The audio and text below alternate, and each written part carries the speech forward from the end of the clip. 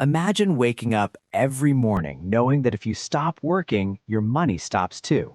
The bills don't pause, the rent still comes, your car loan waits.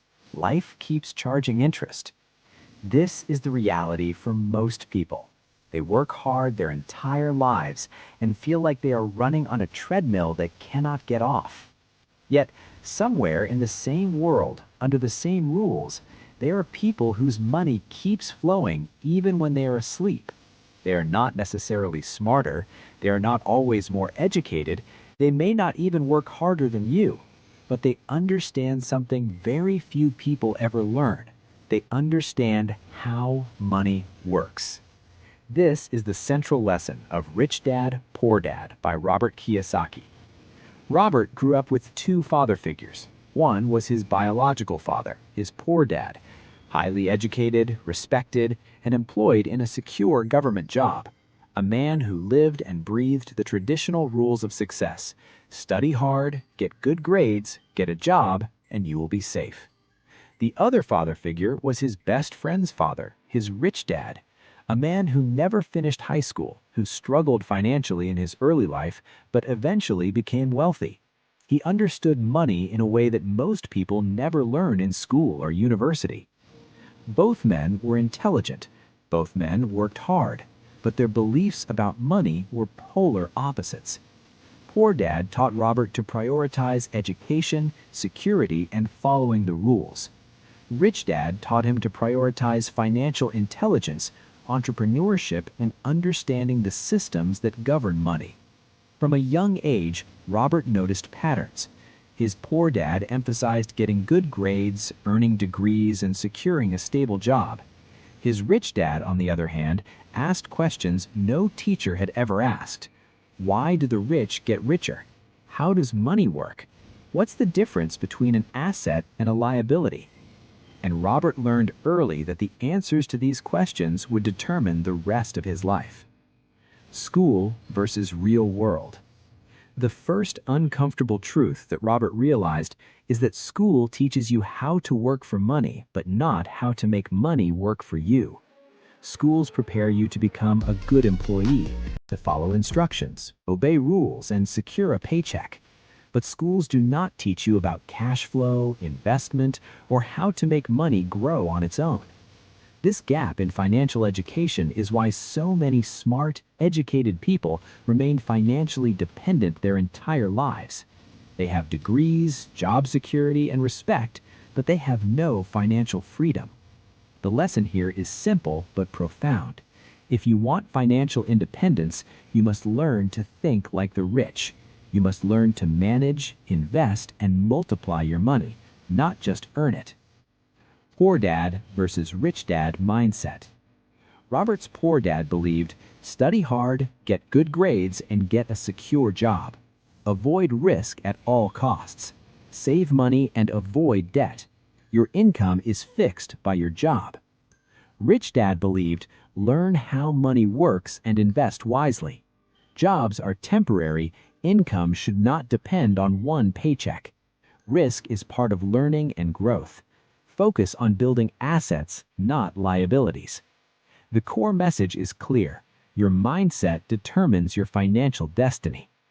Most people follow the poor dad approach, thinking that hard work and a stable job will eventually bring them wealth.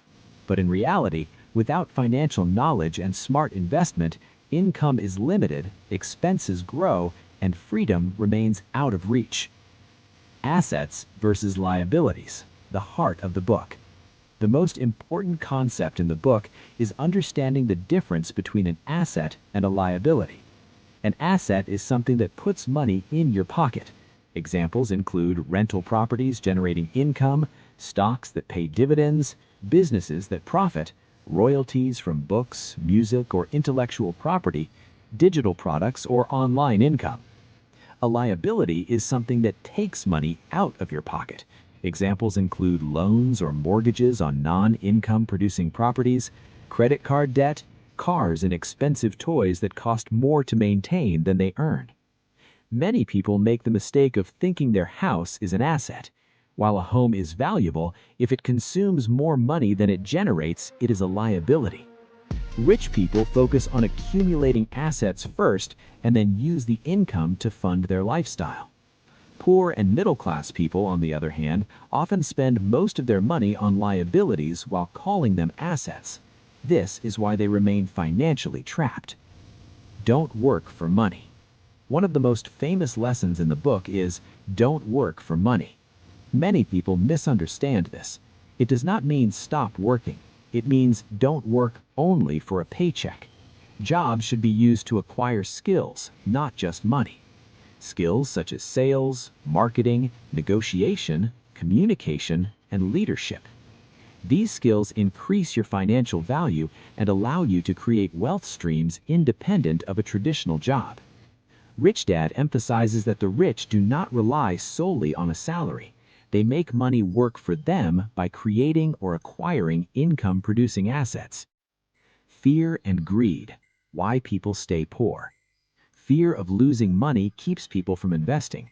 Fear of failure keeps them from starting a business. Fear of criticism keeps them from taking risks that could lead to growth. Rich Dad teaches that wealthy people are not fearless, they simply control their emotions. They learn from mistakes, take calculated risks, and focus on long-term growth.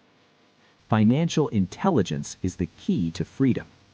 Financial intelligence is the ability to solve money problems. It is not measured by income alone. It is measured by how well you manage, grow, and protect your money. Financial intelligence consists of accounting, understanding numbers and cash flow, investing, understanding risks, returns, and opportunities, market knowledge, knowing how different industries and economies function, law and tax knowledge, knowing how to legally reduce tax and protect assets. Schools teach few of these skills.